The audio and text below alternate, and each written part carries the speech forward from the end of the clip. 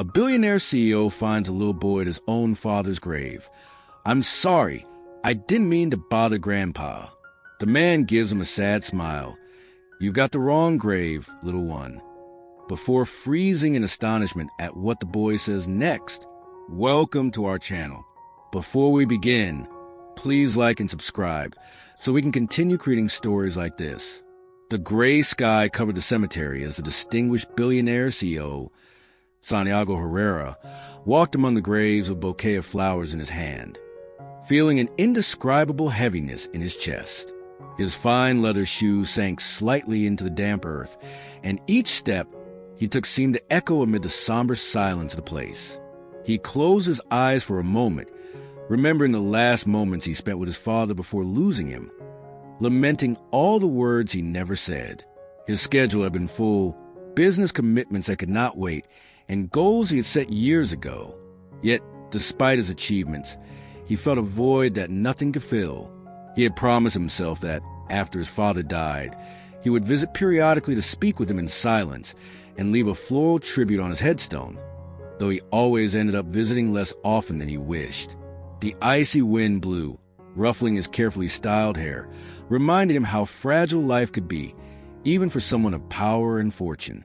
As he made his way to his father's grave, he noticed a child no older than 5 kneeling by the edge of a nearby tomb, murmuring words he could barely hear from a distance. A stab of curiosity pierced him, wondering why such a small child would be alone in that place.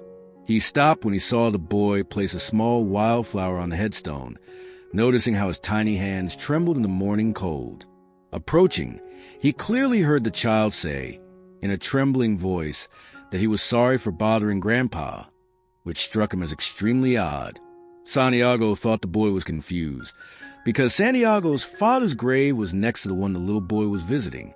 The CEO carefully kneeled and gave him a sad smile, immediately feeling a difficult-to-explain connection with this unknown child. In a gentle voice, he said that perhaps he had the wrong grave. The boy looked at him with eyes full of innocence, as if he didn't fully grasp what was happening, and spoke words that froze Santiago's heart. He said he knew exactly where he was, that he had not made a mistake, and that he had been visiting that grandpa for some time now, who spoke to him in his dreams. Santiago felt a chill run down his spine, not knowing how to react, suddenly suspecting that the boy was talking about his own father. The child persisted, saying that Grandpa always told him stories about a busy man who wore an elegant suit but felt very lonely. Santiago felt a lump in his throat, wondering whether all of this was just a product of the boy's imagination, or whether perhaps it transcended logic. The boy continued talking, revealing surprising details about the family's life that only someone very close could know, mentioning Santiago's mother's name and even his father's hometown. Uncomfortable and excited at the same time, Santiago asked why the boy came to that particular grave, and the child replied that he felt accompanied there, that he had no grandfather, but the man sleeping underground had comforted him in his saddest dreams. Santiago thought it might be a mix of childish fantasy, coincidence, and chance, yet something about the boy's gaze moved him deeply. The child told him that Grandpa was sad because his son didn't visit as often as he wanted, and that he needed to say he held no grudge for his past absences. Santiago blinked in surprise, recalling his own guilt and regret that he had locked away. He wanted to cry but held back, looking at his father's headstone with a mixture of love and guilt that threatened to break his heart. The child said his visit was more important than he thought, and that Grandpa needed reconciliation, having stayed concerned about him even after departing. Santiago, still skeptical, sat on the edge of the grave, placing the bouquet of flowers on the cold stone, unable to speak for a few seconds. The boy stroked his hand, as if wanting to give him courage, and the man felt an inexplicable warmth in his chest. Fallen leaves rustled as a sudden breeze stirred the trees, as if the very place sensed the emotional tension that loomed over them. Santiago remembered how, as a child, he longed for his father's approval and encouragement, and how his ambition to succeed in business had driven them apart. The boy innocently asked if he was Grandpa's son, and after Santiago nodded, he wondered if the entire encounter was a sign that he should dare to ask forgiveness and reconcile with his past. The headstone bore a blurry photo of Santiago's father, a serious man with kind eyes. And seeing it, Santiago felt that somehow his father was still there for him. The boy closed his eyes and said that Grandpa was happy his son had finally arrived and that he wanted to hear him speak. Santiago struggled to find his voice, sensing an invisible presence inviting him to speak without fear. The tears he avoided out of pride began to flow from his eyes, dampening the grass beneath his knees. In a whisper, he apologized to his father for all the times he put work ahead of family moments and promised to do better and remember what truly mattered.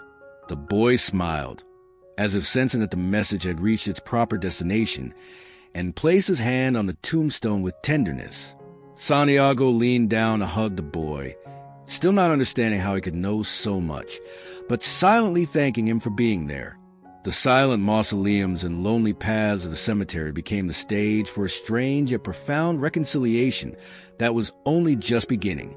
The boy mentioned that ever since the first time he dreamed of Grandpa, he felt the need to visit him, and upon finding the name on a cemetery list, he realized something in his heart led him to that exact grave. Santiago shuddered upon confirming that the name and surname did indeed match his father's. The shock within him was so deep that for a moment he forgot his status, his wealth, and everything that defined him to the world, focusing solely on that almost miraculous moment. Deeply moved, he sensed an invisible force pulsating around him, as if his connection with his father transcended the barriers of death. It was a feeling that left him helpless, but at the same time filled him with an indescribable hope, reminding him that he could still mend some things in life. The sun slowly broke through the clouds, illuminating the grave, and in that ray of light, Santiago wanted to believe that his father was somehow blessing him. He looked at the boy, wondering who he was and where he came from, feeling the need to protect him and thank him for acting as a bridge between him and his father. The boy smiled mischievously, as though he could read Santiago's thoughts, and merely said that one day he would discover the truth, but he had to keep his heart open. Santiago, confused and moved, remained silent, gazing at the name engraved on the cold stone, listening only to the gentle pounding of his own heart ringing in his ears. Still overwhelmed, he realized this was just the first of many revelations that would completely change his outlook on life. Santiago rose slowly, feeling his knees tremble from the intense emotional impact he had just experienced. He had the sense that something extraordinary was happening before his eyes, something that defied any logic he had known until that moment. He moved closer to the boy, intending to ask some questions to clarify his swirling thoughts, but at the same time fearing he would break the magical balance floating in the air. However, his need to understand was stronger, so, in a soft, kind voice, he asked the boy his name and how he had come to that place. The child looked at him with large, bright eyes, as if analyzing the sincerity and nobility of the man before him, and after a brief pause, he said his name was Julio. Santiago was surprised by how almost adult-like the boy's expression and speech were, and couldn't help noticing the determination in his tender voice when he explained that he lived near the cemetery with his mother. He mentioned that his father had died when he was very young, and that he often came to this place because he felt that, among the tombs, loneliness was easier to bear than in an empty house. A chill ran through Santiago, as though he were witnessing a parallel story to his own, recalling that he, too, had grown up with his father's prolonged absences due to long work hours that kept him away from home. In Julio's gaze, Santiago discovered sort of maturity gained through adversity, and he realized that the boy was seeking a refuge for his sadness in the same space where he wrestled with his own remorse. As they spoke, Santiago became aware of amazing details. Julio described visions or dreams in which a grandpa spoke to him with a loving voice, gave him advice, and told him stories of a man who seemed identical to Santiago in his youth. The boy claimed that in his dreams he saw a great building with gleaming offices and people rushing in and out, while Grandpa pointed out a young man in a flawless suit, warning that he must not lose his humility. Santiago clearly remembered the first corporate tower he had built, and how on the day of its inauguration his father congratulated him with tears of pride, a gesture that remained etched in his heart forever. Now, hearing Julio describe those same events, he felt a knot in his throat, unable to conceive how a child he didn't know could be aware of such intimate details of his family history, unless it was true that his father was communicating with him from beyond.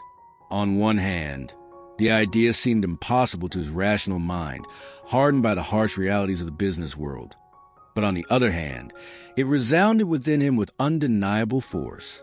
He sensed that Julio's appearance was no coincidence, that their meeting had a purpose much greater and deeper than he could understand. They continued talking, and Santiago offered to drive Julio back home, worried that he was alone in the cemetery as the weather got colder.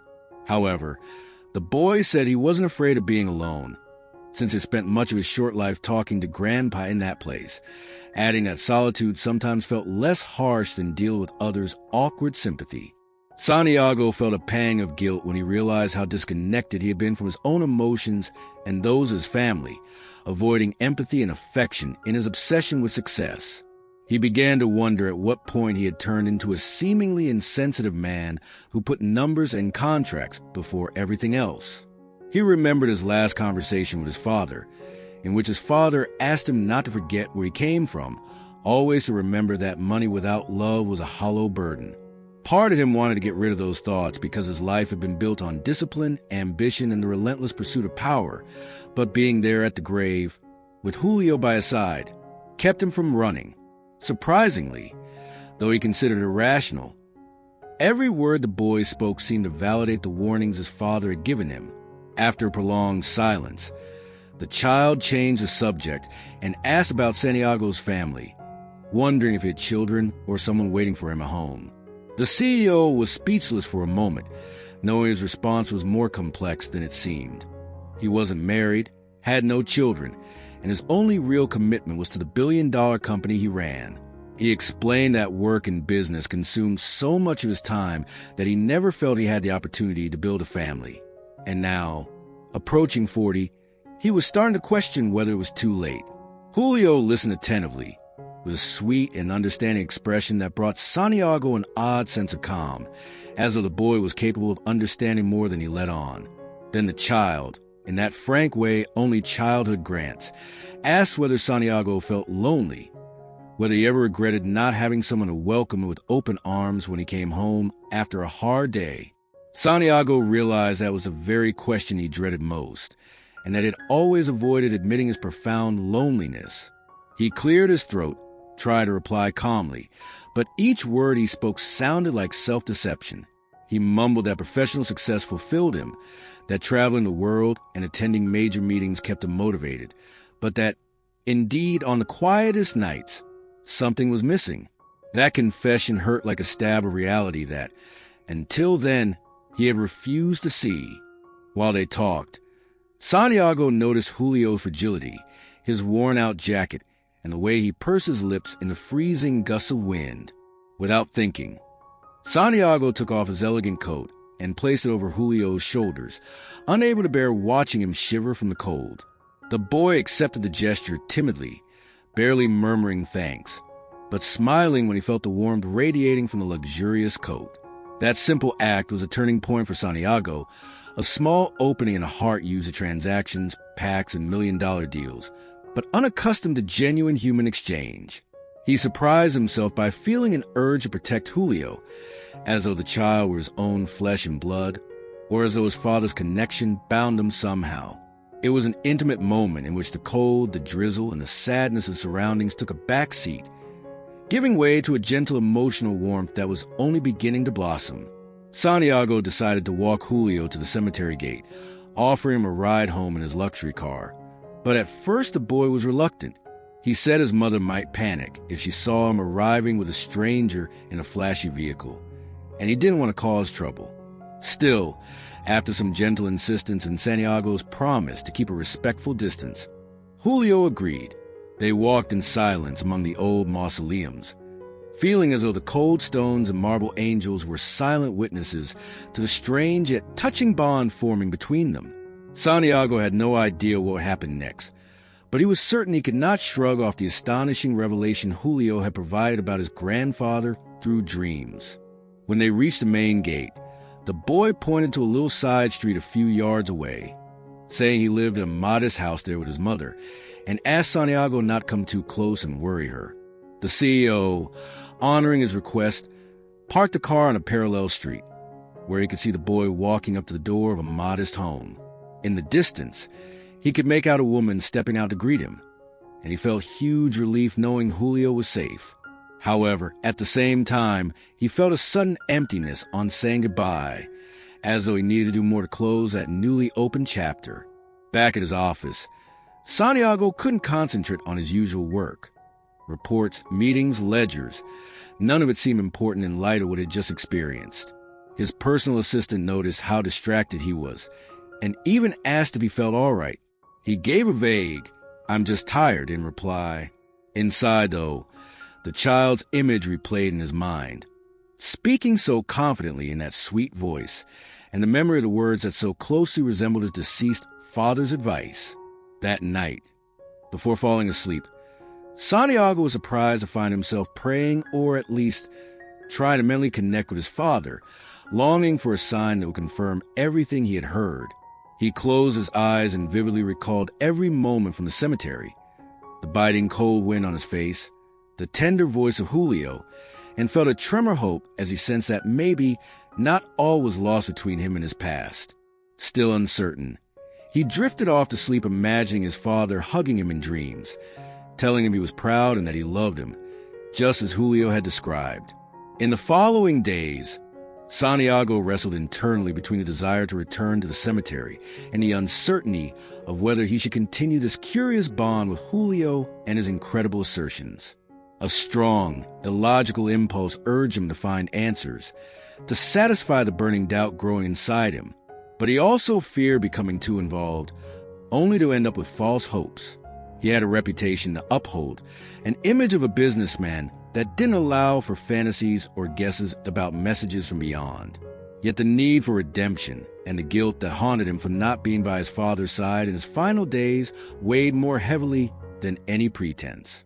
So, every time he recalled Julio and his mysterious connection to Grandpa, he felt he had to do something to honor his father's memory and ease the pang of remorse choking him. One afternoon, determined to clear up a confusion, Santiago canceled an important meeting with foreign investors and left his immaculate office in the city's tallest tower.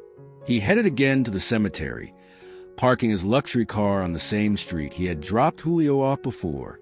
He walked toward the main gate, scanning the distance to see if perhaps the boy might be there, as on that first day. The place remained shrouded in its usual sepulchral silence, with the wind whispering among the trees and a few birds squawking in the distance. He saw no sign of Julio, but decided to go in any way to visit his father's grave. Once there, he felt the same lump in his throat that weighed on him whenever he recalled his father's final words. He regretted not spending more time with him, not listening more carefully when his father insisted that work wasn't everything in life. He remembered how, just weeks before passing, his father confided that his only worry was that Santiago would forget the value of family and the importance of loving and being loved. A cold shiver ran from head to toe at the thought that maybe that was why his father was trying, in such an extraordinary way, to communicate using the boy as a messenger. After a few minutes of silent reflection, Santiago said goodbye to the tomb and headed for the exit, hoping to find Julio somewhere. He wandered among the tombstones, his gaze lost, hearing only the muffled sound of his own footsteps. Right when he thought his search was in vain, he heard a sweet child's voice calling his name from the shadow of an old mausoleum. Santiago stopped and looked over, seeing the boy smile timidly, as if he'd been waiting there for him. Approaching, he could see Julio still wore his worn jacket, the winter breeze again biting his cheeks, though he did not complain. The boy asked if Santiago wanted to sit on a nearby stone bench, and so they did unhurriedly, as though time passed differently in the cemetery. After a sigh, Santiago told him he'd been thinking a lot about what the boy said about Grandpa, and that he wanted to understand better. Julio nodded seriously and began describing a recent dream in which Grandpa asked him to tell Santiago not to be afraid of change, that life does not forgive those who leave emotions forgotten. Santiago's pupils dilated upon hearing such a phrase, so similar to the advice his father had given him in life. It was almost as though he was hearing him again, and the Sil couldn't hide a slight tremor in his hands. He asked Julio if Grandpa requested anything else in those dreams, and the child, with a gentle expression, replied that Grandpa wanted his son to learn to love without fear of rejection and to share his success with those who needed it. Lowering his gaze, Santiago felt exposed, recalling how many times he had locked away his emotions and behaved mercilessly, even toward close people, just to maintain an image of unyielding strength. Moreover, Julio mentioned that Grandpa had spoken of an unfulfilled promise Santiago had made, something related to an assistance center or charitable foundation. The magnate was astonished because, indeed, a year before his father died, he had promised to fund construction of a shelter for orphan children, but never followed through because he got caught up in other more profitable investments. He realized that broken promise weighed on both his father's heart and his own, and that maybe it was time to fulfill it and heal those wounds. Moved by that revelation, Santiago felt the urge to share a part of himself that few knew. He admitted to Julio that he grew up poor and that his father worked tirelessly to give him a better future. Over the years, Santiago amassed a vast fortune and owned several companies, yet he always harbored some resentment for the strict way his father had raised him. He felt he was never good enough, that he always had to push harder, and that led to an obsession with financial success. Sadly, his father died before seeing that. Although his son was rich, he had lost nearly all sense of sincere affection. Listening carefully, Julio told him Grandpa wanted him to stop feeling guilty because Grandpa understood it was all due to the clumsy love parents sometimes show. Santiago couldn't hold back the tears rolling down his cheeks, releasing years of pressure and the barriers he had built around his feelings. After a long silence, the boy proposed they walk around and meet other people visiting the cemetery to see if they, too, had stories about loved ones who had departed without saying goodbye. Santiago, puzzled, asked why they would do that, and Julio explained that Grandpa had taught him to listen to other people's pain in order to understand that one is never alone in suffering. Intrigued and vulnerable, the magnate agreed, and together they walked along the paths, cautiously approaching a few people who wept by the headstones. It was a moving experience, in which Santiago discovered, through the tales of strangers, that every loss comes with guilt, resentments, and longing for second chances. He heard the story of a man crying for his deceased wife, a woman bringing flowers to her son, and an old man praying for his own family forgiveness. In each of these stories, Santiago recognized a piece of his own sorrow, realizing that billionaire CEO or not, he was no exception to the human vulnerability that unites everyone. By late afternoon, after sharing a couple of hours with strangers and daring to show compassion without shame, Santiago felt renewed. He thanked Julio for guiding him through an experience that, in some way, drew him closer to his father's memory. The boy replied that Grandpa was happy, and this was only the start of a journey of learning and reconciliation. They needed to walk together. Santiago realized that, unwittingly, he had found in Julio a little mentor, someone who, from his innocence, could act as a catalyst for healing many wounds. Before saying goodbye, the magnate pulled a card from his pocket with his personal number and handed it to Julio, telling him that if he ever needed anything or wanted to talk to him, not to hesitate to call. The boy took it with some wariness, but smiled upon seeing his name elegantly printed on it, then carefully tucked it into his jacket pocket. As night fell and first stars appeared, they parted ways at the cemetery gate, promising to meet soon to keep talking about Grandpa and the dreams that seemed to hold so many messages. That night, upon arriving at his luxurious apartment, Santiago made some coffee and, instead of diving into financial news or sales reports, sat on his balcony to gaze at the city lights. He could not stop thinking about the idea of resurrecting the promise he had made to his father, to create a place where children without families could have a roof, education, and hope. For months, that idea had been buried under piles of more profitable projects, and now, suddenly, it was as if his entire being demanded he return to it. He took out a notebook and started sketching the initial steps to create the foundation, from finding land to obtaining the necessary permits. The excitement he felt was greater than any business deal he had closed in recent years. He noticed, surprise, that his hands trembled a bit at the thought of such a significant change in his life, as if he feared not an economic failure but a personal, human one. Still, determined not to postpone it any longer, he contacted an old friend of his, an attorney and child rights advocate, to ask about paperwork and legal guidelines he should consider. She was delighted to help, reminding him that in their youth both had dreamed of making a real difference in society, before Santiago's ambition led him down a different path. That phone call stirred cherished memories, awakening a nostalgia in the CEO for a time when everything seemed simpler and more sincere. With every word he wrote in his preliminary plan, Santiago felt he was getting closer to his father, as if he were slowly paying off a debt that had kept him estranged even from himself. That night, he went to bed with his mind spinning, trying to visualize the shelter, cozy dorms, a large dining hall, study rooms, play areas. Perhaps he thought he could name it Don Herrera's home, in honor of his father, thereby immortalizing the family legacy he had neglected until then. Early next morning, Santiago woke up with an unusual determination. He needed to speak with Julio again, to tell what he planned to do and make sure this shift in his life wasn't just an emotional impulse. However, when he arrived at the cemetery, there was no sign of the boy. He waited for a while, walked over to his father's grave, and left fresh flowers, hoping that in some way Grandpa would let Julio know he was looking for him.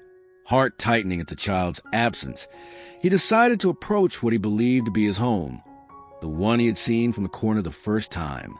With cautious steps, he reached the modest residence, painted a dull gray, and noticed the windows were shut, as if no one was home. He felt like an intruder knocking on the door, afraid Julio's mother would not want to see him. Still, he insisted, hoping for at least some news. Finally, a small, weary-looking woman opened the door and regarded him with distrust. It was clear she recognized Santiago as a wealthy man, judging from his elegant suit and manner, and that put her on guard. In a calm voice, he introduced himself, saying he was looking for Julio, that they had met at the cemetery, and he only wanted to be sure the boy was all right. At hearing cemetery and Julio, the woman lowered her gaze, sighing sadly. She explained that yes, Julio was her son, but she couldn't understand why someone like Santiago was seeking him out. The CEO, unsure how else to respond, told her the truth, that he felt a strange bond with the boy, that they had shared deep conversations about losing their loved ones, and that he wanted to help them however he could. The woman stayed silent for a moment, studying Santiago's face, and then decided to invite him in, though still somewhat reluctant. Inside the house was humble. Simple furniture, worn walls, few decorations, but everything neat and clean. Santiago felt that this austerity clashed mightily with the luxury of his penthouse, and for the first time in a while, he wondered whether his wealth truly contributed to happiness or whether it was just a shield protecting him from the world's fragility. Julio's mother, whose name was Monica, served him coffee and sat across from him, asking him to be honest, please. Santiago swallowed hard and told her about his father, how he had died, and how he had met Julio at the grave, omitting the supernatural details so as not to sound crazy. Monica listened carefully, sometimes nodding as if something in that story rang a bell.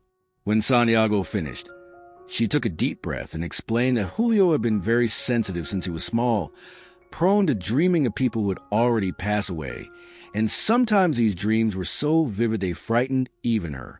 She admitted that, initially, she thought they were fantasies of a child who grew up without a father, a coping mechanism to feel accompanied. Yet over time, she had seen things that left her perplexed, like when Julio described a neighbor's accident before anyone else knew what had happened. Monica realized her son's perception was unusual, and that for some reason, the cemetery seemed to exert a strange pull on him, to the point of becoming a refuge and a place to connect with those invisible friends.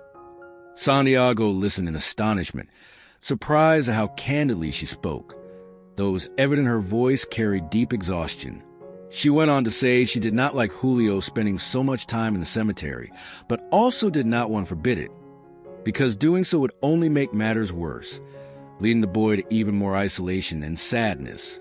Just then, a door at the far end of the house opened, and Julio appeared, clutching a sketch pad under his arm. When he saw Santiago, his face lit up in a blend of surprise and joy. He exclaimed that Grandpa had told him Santiago would come. The CEO was speechless, sensing once more that strange warmth connecting him to his father. Monica put a hand to her forehead, as though embarrassed at how direct the child was. But Santiago calmed her, saying he understood what it meant, or at least he was willing to accept it. Julio sat on the floor at Santiago's feet, opened his sketch pad, and showed him some drawings. Images of an older man with gray hair, smiling alongside a young man in a suit, an image almost identical to Santiago in his busiest days. The CEO held his breath and glanced at the mother, who stared silently at the table, unable to deny the reality of what her son had drawn. At that point, Santiago remembered his main objective and, heart-pounding, told Julio he planned to fulfill his promise to build a shelter for children without families. "Grandpa said that would make you happy," the boy replied, and a wave of emotion swept through Santiago as he closed his eyes for a moment, feeling that it was indeed the right path.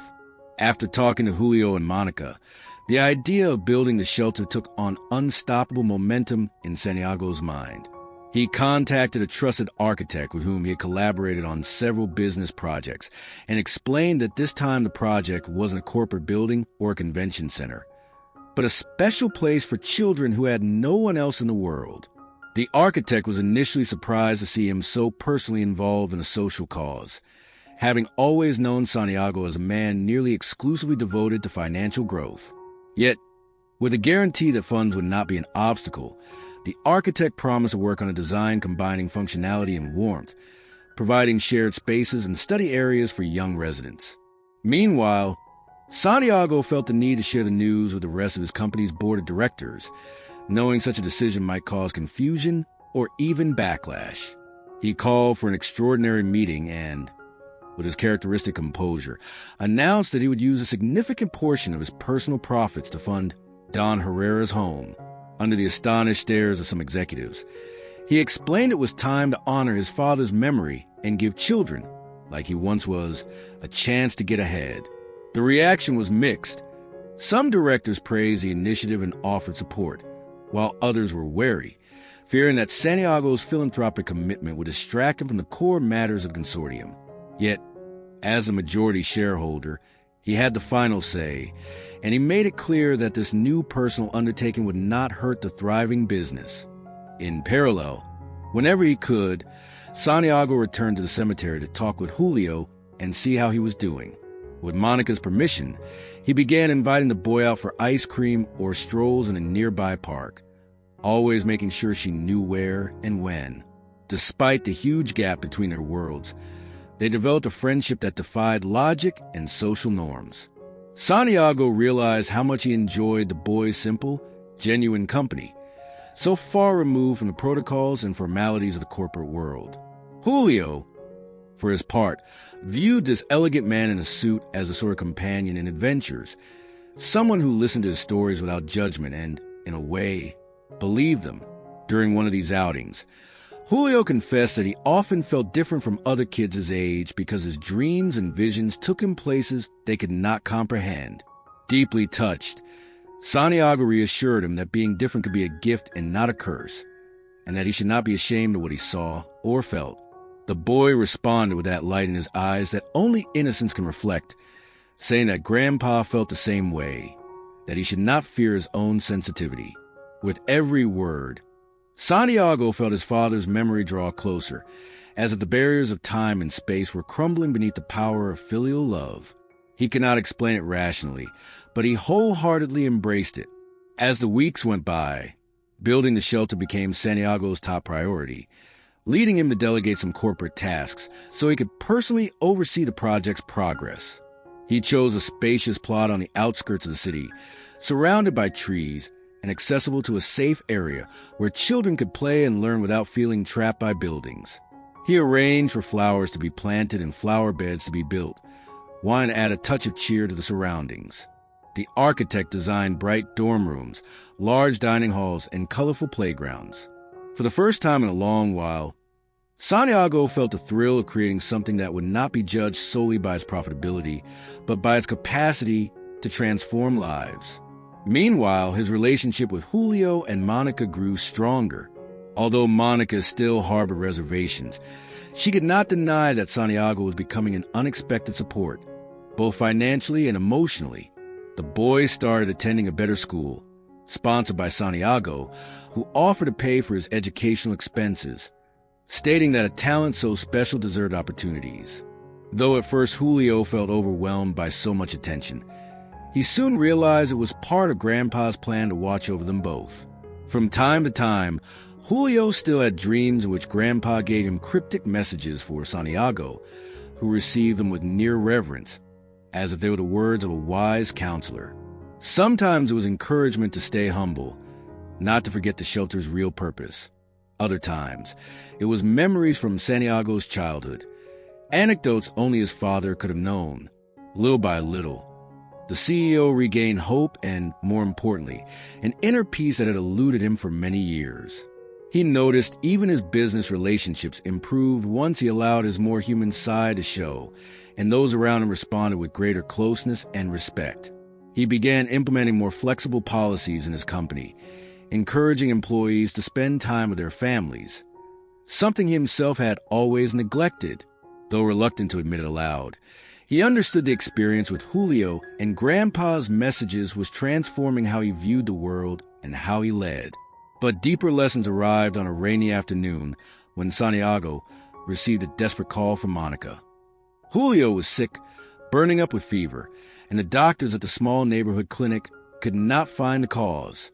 Without hesitation, Santiago provided them with every resource they needed: a private ambulance, a good hospital, specialists. He made sure the boy received the best possible care, staying close by in the waiting room, his heart in his throat seeing Julio so fragile. The child's fever refused to go down, and the doctor seemed puzzled. For hours, Santiago prayed in silence, asking his father to intervene for the boy, not to let that light go out. He remembered how, when he was young, his father had spent sleepless nights caring for him when he fell ill, and now he was in the same position, terrified for Julio's life. After numerous tests, doctors concluded Julio had a severe lung infection that had become complicated. He had to be admitted for emergency treatment and given intravenous medication. Far from his world of luxury, Santiago experienced the raw vulnerability of life when faced with illness. He switched off his corporate phone, canceled every meeting, and stayed at a hospital, holding Julio's hand whenever they allowed. Night after night, Monica and Santiago took turns watching him, listening to machines that monitored his vital signs. Whenever the boy opened his eyes in his feverish delirium, he muttered disjointed phrases, sometimes calling for his mother, other times for Grandpa. Santiago desperately wanted it all to end well. Deep down, he was terrified of losing Julio now that his life had begun to change. This was one of the hardest trials he had faced. He couldn't buy the child's health or force nature to heal him instantly. He had to trust, have faith that his efforts and Grandpa's love would somehow combine to keep Julio alive. That long night proved to be a turning point in Santiago's transformation, as he realized in whispers and fears that loving also meant suffering and risking everything for the well-being of those one learns to love. Julio's medical crisis went on for days that felt like an eternity to Santiago. At night, the CEO would rest his forehead against the cold hospital window, staring at the city lights and wondering what more he could do beyond paying for the best treatments. Doctors finally announced that Julio was responding well to antibiotics, but needed absolute rest to fully recover. Exhausted from worry and lack of sleep, Monica leaned on Santiago's shoulder more than once, tears of exhaustion and fear slipping out. In those moments of shared vulnerability, they recognized each other as two people battered by life, struggling to protect a child who had become a bridge between two worlds, the living and the departed. During those long hours at the hospital, Julio barely spoke. When he did, he muttered phrases about Grandpa, recalling images of a field of flowers and clear skies where no pain existed. Every time the child mentioned such a place, Santiago's skin tingled, wondering if he was referring to some sort of spiritual realm or a simple dream. He held Julio's hand gently, trying to offer reassurance, and in a rush of tenderness, promised that once he got better, he would show him the site where they were building the shelter. The child's weak eyes fluttered, and the faintest smile appeared, as though that promise gave him the strength to keep fighting his illness. Santiago was stunned by the all-too-familiar feeling of wanting with all his heart to save someone who, in a short time, had grown so important. He began to see Julio almost like a son, though he felt embarrassed to even think it, never having experienced fatherhood or the unbreakable bond it creates. To pass the time, Santiago reviewed the shelter's blueprints and budget in the hospital cafeteria, looking for corrections and ensuring nothing would hamper progress. As he flipped through documents, he found a letter from the architect suggesting a small memorial garden be added. Santiago read the proposal and felt a lump in his throat as he pictured a space dedicated to honoring his father and others who had passed away, a place where children in the shelter could reflect, pray, or simply find a moment of peace. He approved the idea without hesitation, convinced that this connection to something beyond was an intrinsic part of the project. While signing off on it, he remembered how, just weeks ago, he would have dismissed it as an unnecessary cost since it brought no direct economic profit. Yet now it seemed the most important thing to dedicate a small corner to memory and spiritual solace. It was then that he received an unexpected phone call. One of his company's biggest investors wanted to know why Santiago had been absent for days and unavailable to close a major contract worth millions. The CEO explained Julio's situation without going into too much detail, only to be met with an angry response. The investor declared that business could not wait, that the company had reached the top through Santiago's unwavering dedication, and that it was unacceptable for him to prioritize personal matters now. That confrontation rattled Santiago, reminding him of the specter of relentless demands that had dominated his life for years. Yet he glanced into the hospital room where Julio lay with an oxygen mask, and something changed inside him. He realized he was no longer willing to put business ahead of a child's life, or give up his newly discovered worldview. With polite yet firm resolve, he told the investor he would not leave the hospital until Julio was out of danger, and that if the investor did not share his values, they might need to rethink their business relationship. Despite the potential negative impact, Santiago felt liberated. For the first time, he realized he need not fear losing the empire he had built if, in return, he recovered his own humanity. He also understood painfully that this resolve might be exactly what his father had always wanted. His capacity to love without conditions, even at the risk of part of his fortune. A message that echoed everything Julio had relayed as if it had come from his father. In the days that followed, Julio's fever finally subsided. The doctor celebrated his improvement and announced he could soon be discharged, though he would need intense care at home. Santiago and Monica breathed a massive sigh of relief. It felt like a gift from heaven, a second chance that, to the CEO, proved the boy still had much to do in this world. Once Julio was more awake, Santiago told him about the clash with the investor, careful not to upset him, but believing the child should grasp the gravity of the situation.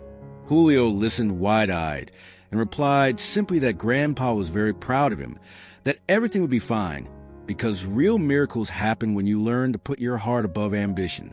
That short but profound response moved Santiago to tears. Perhaps this was the whole point of the experience, learning that love and compassion give life its meaning, and money can be a means of something greater, not an end in itself. On instinct, he gently stroked Julio's head, so frail on the pillow, feeling grateful that life granted the chance to right the wrongs of the past. Before discharge day arrived, Santiago made sure everything at Monica's home was ready: heating, food, medication, even a private doctor on call, so Julio would lack nothing. It was a sincere commitment, without fanfare, a small way of repaying the light the child and Grandpa had brought into his life.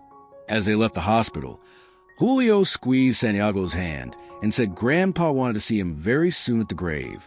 He added that there was an important secret to reveal, something that would help him understand why their paths had crossed in such a way. Santiago was surprised and unsure how to react, but promised he would return to the cemetery once Julio was stronger. Inwardly, he felt a strange mix of expectancy and dread. What else could his father keep secret, even in death? What kind of revelation awaited him in that somber and yet most illuminating place he had ever known? Whatever it was, he knew he would not turn back.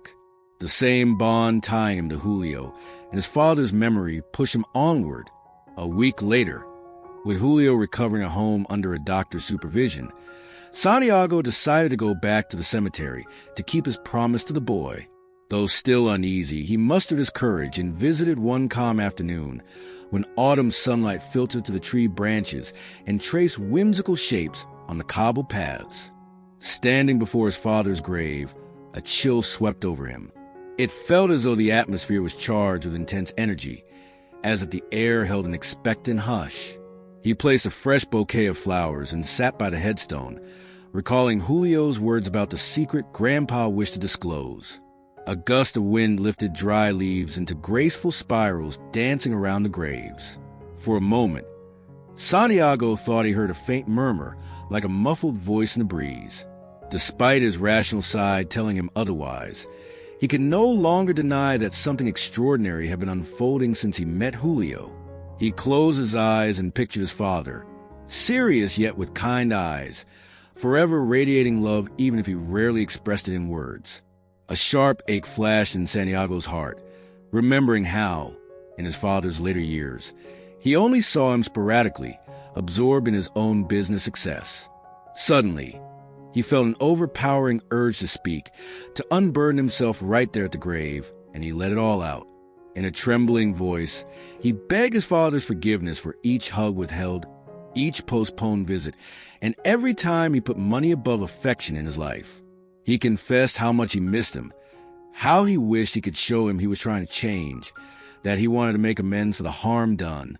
He wasn't sure how long he stayed there, eyes closed, letting the tears flow freely down his face. He felt a change in the air, as though a warm ray of sun broke through the clouds and fell on him. Even though when he looked up, the sky was still gray. That was when he heard a faint noise behind him. He turned around with his heart pounding, expecting to see someone. But there was no one, only a robin perched on a branch, looking at him for a moment before flying away. Uneasy and with an almost electric sensation on his skin, Santiago got up and looked around at the surrounding headstones. He then noticed a grave he hadn't paid attention to before, just a few steps from his father's. Feeling drawn, he approached and saw the marker was worn with time. The name on it meant nothing to him. But kneeling down, he saw a small engraving in the stone, a date matching an important event in his family's life. The exact day his father had suffered a work accident decades ago. Intrigued, he brushed off the plaque with his hand, uncovering a set of letters barely visible. His heart hammered as he realized the person was indeed a distant relative, though he wasn't certain how they were connected. A shiver ran down his spine. Could that be the secret Julio had mentioned? Determined to uncover the truth, he left the cemetery bent on researching the records. He wanted to know why that grave seemed connected somehow to his father's past. For days, he delved into municipal archives, old documents, and spoke with distant relatives, piecing together fragments of history until he discovered something that left him breathless. The person buried there was indeed a direct ancestor, his father's grandfather, who had died tragically, his remains never claimed by the family at the time. It appeared a major family rift went back generations, marred by disputes and misunderstandings. The Herrera family had hidden these events out of shame or pain, and over time, the memory of that grandfather faded away, as if he had never existed. Santiago realized that the grave Julio had originally visited, believing it to be his father's, was not totally wrong. There was, in fact, a grandpa there, only one far more ancient. Moved by this discovery, he wondered how his father's spirit might be connected to that ancestor. Was he trying to repair a broken family bond reaching back decades, shedding light on a story buried and forgotten, and reconciling his descendants with their past? The idea itself stirred him deeply, realizing that, throughout his life, He had ignored the importance of roots, of history and family in the wider sense. He felt small as he contemplated the expansive tapestry of events behind him that somehow influenced his father's destiny and thus his own. In his mind, Julio's words echoed, "Grandpa reaches out because he wants love to transcend, so nothing is left unresolved." Perhaps, Santiago reflected, his father was trying to mend older wounds, not only in his relationship with his son, but also in the family ties severed in the past. He saw that building the shelter and opening himself to a more compassionate life was part of a healing process that went beyond his own story. It was as though each charitable act and each step toward family reconciliation transcended the present, uniting past and future generations in a single gesture of love and redemption. When he told Julio what he had discovered, the boy listened intently, eyes wide with curiosity. After Santiago finished, Julio simply commented that Grandpa was happy now that you know where you come from and where you're going. That simple yet profound phrase made Santiago realize that part of understanding his own journey involved recognizing those who came before him, including that forgotten grandfather buried in an unmarked grave. As an act of restitution, Santiago arranged to have a headstone refurbished, paying to clean and re-engrave his ancestor's full name, restoring the lost dignity. It was a symbolic yet significant deed. In honoring that family memory, he also honored his father and himself. On that day, while a cemetery worker reached of the faded letters, Santiago felt an inner peace he had never experienced. A quiet relief, a certainty that he was following the right path, even if he did not fully understand every aspect of the mystery around him. He sensed that the secret Julio mentioned involved realizing that family is a tapestry of stories that do not die with each passing member but remain, pleading to be heard and healed. He vowed that going forward, he would honor that legacy and strive to leave behind something more precious than glass buildings. The possibility for children like Julio to find a home and a sense of belonging when life's circumstances seemed determined to deny them both. With the discovery about his ancestor and the shelter's construction well underway, Santiago felt the story that began at his father's grave was reaching climax. Julio continued to recover, his color returning and his ever-present smile brightening. He eagerly looked forward to attending the shelter's inauguration, a place his suit-wearing friend was building for children without families. Monica, for her part, remained thankful to Santiago, though she struggled to articulate her deep respect and gratitude. Gradually, they were becoming an improvised family, united by a shared desire to honor those who had gone and protect those who remained. Only a few weeks remained until Don Herrera's home was complete. The bedrooms had roofs and windows. The walls were painted warm colors, and the furniture had started to arrive. On one visit to the site, Santiago smiled, seeing the workers dedicated to their tasks. He remembered his younger days, when he was an ambitious man who would have dismissed this project as unprofitable folly. Overcome with emotion at his personal growth, he walked to one edge of the land designated for the memorial garden. It was still under construction, but you could see where a bench and a small fountain would be placed. He pictured the children who would sit there, perhaps reminiscing about loved ones or contemplating their futures. And he knew his father would be proud of that small sanctuary of solace he was leaving as his legacy. However, as everything was coming together, trouble wasn't far off. That investor who had confronted him over his absence was using his influence to undermine Santiago's leadership at board meetings. Despite Santiago being the majority shareholder, corporate politics and financial pressure began to jeopardize some of his company's ventures. Rumors spread that Santiago was losing control of the business by focusing on personal and social concerns. Some board members even suggested he step down, handing over the reins to someone who could restore the company's rapid growth. Santiago endured skeptical looks, whispers, and even sarcastic remarks about his sudden philanthropic streak during multiple meetings. But far from backing down, he stood firm in his right to use his personal fortune however he chose, reminding them that his vision for the firm also included social responsibility and respect for human values. Tension rose to such an extent that a group of investors threatened to pull out unless Santiago resigned. claiming the company's image was weakening by associating with sentimental causes. It was a devastating blow, and he realized that to keep his position, he might have to compromise on something. He wrestled with the question of whether to yield to such pressure to keep the empire he had built or to defend the new principles he had so recently embraced. He remembered Julio's words and his father's teachings, realizing that if he lost sight of his true self, there was no point in retaining power. In a decisive move, he declared he valued the integrity of his life's new purpose more than surrendering to those who did not share his vision. He made it clear that if it came to that, he would sell part of his shares, but he would not abandon the Shelter Initiative, nor his support for Julio, nor the compassionate spirit that was now part of his identity. His choice sent shockwaves through the company. Many were scandalized, some silently applauded, and most watched in anticipation. Yet Santiago did not stop. By selling a portion of his shares, he secured extra personal funds to invest directly in Don Herrera's home, ensuring no obstacles would halt its completion. He saw, week by week, how the building took shape, feeling assured that there was no better investment for his fortune. Even if it cost him partial control of the company, at least he found peace by discovering a real purpose beyond financial returns. Finally, the big day arrived, the shelter's inauguration.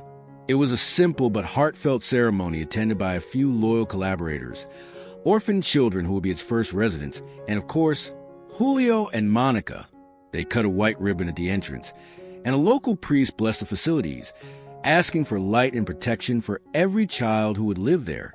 As they toured the freshly painted rooms, Santiago remembered the promise he had made to his father, feeling a lump in his throat as he realized he was finally fulfilling it.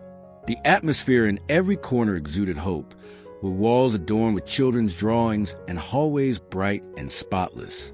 This was a place the billionaire CEO had poured his heart into, motivated by a boy who spoke with Grandpa in his dreams and by a father who guided him, even in death. After the ceremony, Julio took his hand and led him to a corner of a memorial garden.